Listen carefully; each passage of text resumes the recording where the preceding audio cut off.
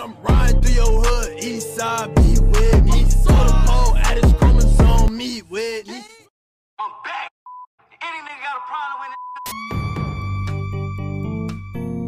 it? Now, what sense does it make? None at all. What's good, YouTube? It's your boy T, and I'm back with another video, man. And today, we're going to be talking about Mo3. Alright, so look, man. Now, man, we got a lot to talk about, right? Of course, the murder trial of Mo3 hasn't started yet. And that leaves us with a lot of questions. Because it's been about 2 years, and everything seems to be on hold. But I was looking through some of the old documentations about this case, actually. And turns out, it's a lot of stuff I missed. Like a lot of it, right? But this is actually legal documentation of this case. I just happen to have a copy of it.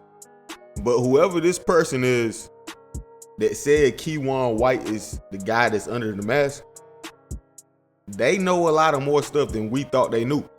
And after reading this, it makes sense why they know it. Like, check this out. This is about Devin Brown right here. So we're gonna speak about him before we get into Keywan White.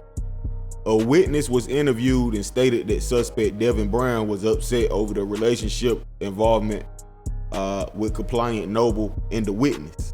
And obviously, you know, the witness is the Jossie Banks girl. This witness informed detectives that suspect Devin Brown Jr., also known as, they blocked out the name, contacted the juvenile witness by phone multiple times prior to the murder. And the juvenile witness they're speaking of, I'm guessing, is one of Jossie Banks' children. And then the witness, Jossie Banks, allegedly learned that during the phone call, suspect Devin Brown asked the juvenile witness is Compliant Noble at the location. The witness provided the phone number that suspect Devin Brown used to contact the juvenile witness. Now, before I move any further along, all of this is alleged, right? I'm assuming that the witness is Jossie Banks. And if that is Jossie Banks, y'all got to cut her some slack now, because obviously she's trying to help solve this murder. So obviously she cares more about Mo3 than her baby daddy, who was mad. But on November 13th, 2 days after Mo3's death, a detective by the name of Eric Barnes, well, he was provided evidence of the call logs, and that proved that it belonged to Devin Brown. And as we all know, November 19th, that's when Devin Brown was arrested. And that's when he confirmed that he knew about Mo3 and his baby mom dating, and he was mad and all of that, you know.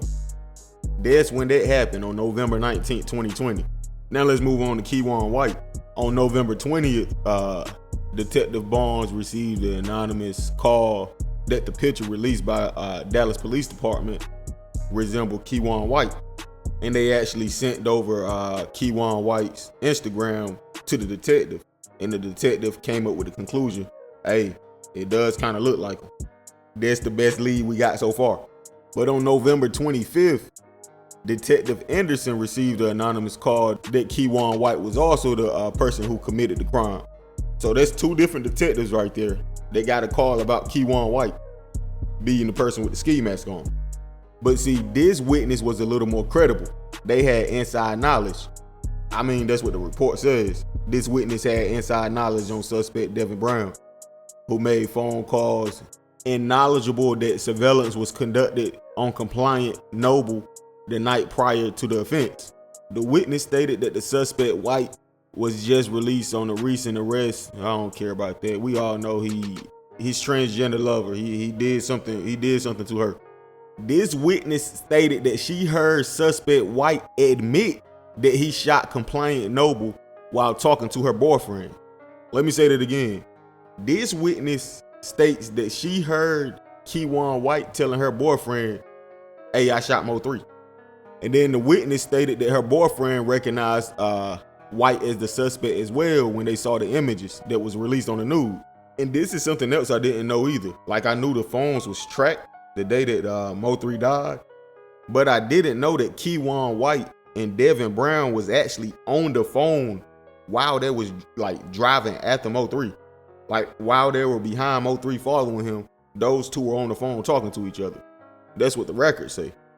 like I know it's innocence until proven guilty, but the more I look at this, the more this case should have been closed. And that's what made me think that they're leaving it open for a reason. They're not satisfied with the people that they have. They know that there's more to the puzzle. As I stated before, live on national TV, like on the news, they said it themselves. We want the getaway driver. We want the people that supply the guns, the people that actually paid for the hit. This is what they said. And the fact that they have people that's close to the situation helping out with the case this much, I mean, hey, glad it ain't me.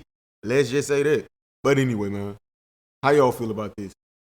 Let me know in the comment section, bro. Like, comment, subscribe, hit that notification bell, man. Hey, man, follow me on Instagram at TZFBaby252. Go on, Lil Mo3. I'm gone. They don't like Mo3. You don't like Osama 3 lines. Hold on, wait up. What you talking about? Like, I'm big Osama, yeah, y'all talking to a dead man. why?